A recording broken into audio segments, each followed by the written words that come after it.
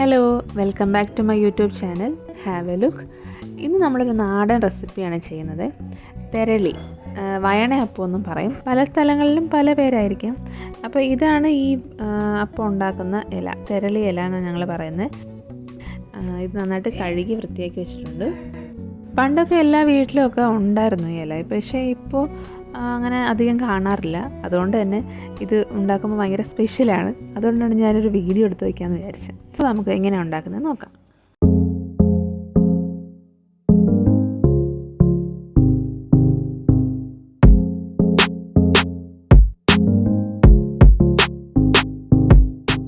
നാല് പഴമാണ് നമ്മൾ എടുത്തിരിക്കുന്നത്. നമ്മൾ വീട്ടിലൊക്കെ ഇങ്ങനെ നന്നായിട്ട് പഴുത്ത് തൊലിയൊക്കെ കറക്കുമ്പോൾ പിന്നെ ആരും ഇത് കഴിക്കില്ലല്ലോ.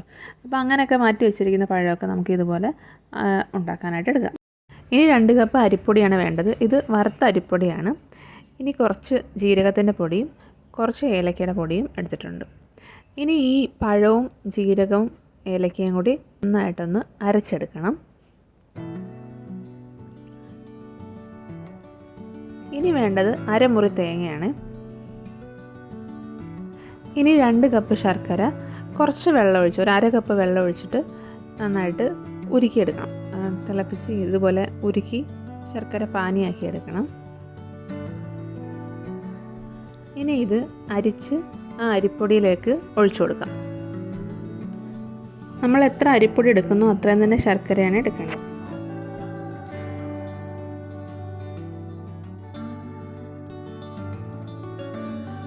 ഇനി ഇത് നന്നായിട്ട് ഒരു തവി വെച്ച് ഇതുപോലെ മിക്സ് ചെയ്തെടുക്കാം.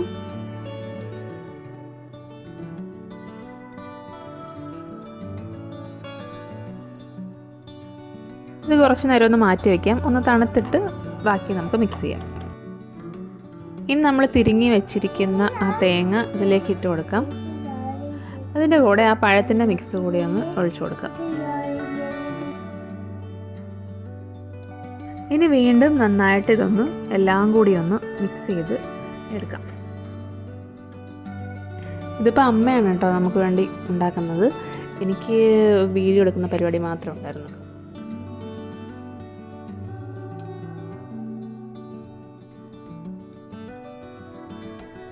മാവ് കുറച്ച് ലൂസായിരുന്നു, അതുകൊണ്ട് കുറച്ച് അരിപ്പൊടിയും കൂടി ഇട്ട് നന്നായിട്ട് ഒന്നുകൂടി ഒന്ന് മിക്സ് ചെയ്തെടുക്കുവാണേ.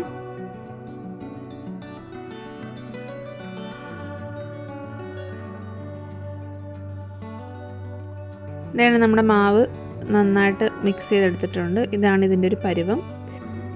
ഇനി നമുക്ക് ഇതുപോലെ കുഞ്ഞ് ഉരുള എടുത്തിട്ട് ഇലയിൽ വെച്ച് കൊടുക്കാം. എന്നിട്ട് ഇതുപോലെ ഒന്ന് മടക്കാം. കുറച്ച് കൂടി എടുത്തിട്ട് ഇതുപോലെ വെച്ചിട്ട് മടക്കി ഇതുപോലെ കുത്തി വെച്ച് കൊടുക്കാം. കൈ ഒന്ന് നനച്ചിട്ട് ചെയ്യുവാണെങ്കിൽ കയ്യിൽ മാവ് ഒട്ടത്തില്ല. കണ്ട,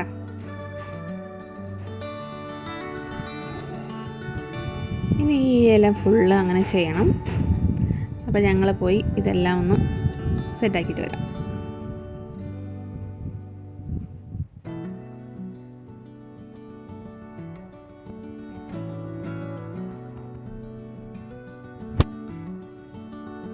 അങ്ങനെ നമ്മളെല്ലാം ഇതുപോലെ ആക്കി വെച്ചിട്ടുണ്ട്.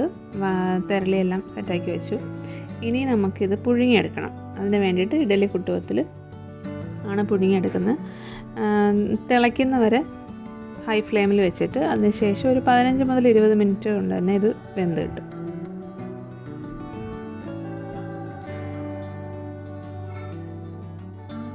അങ്ങനെ നമ്മുടെ തെരളി എല്ലാം എന്താ വെന്ത് വന്നിട്ടുണ്ട്. അപ്പോൾ ഇത്രയേ ഉള്ളൂ. അപ്പോൾ എല്ലാവരും ഒന്ന് ട്രൈ ചെയ്ത് നോക്കണം. നമുക്കിനി അടുത്ത വീഡിയോയിൽ കാണാം. Bye bye.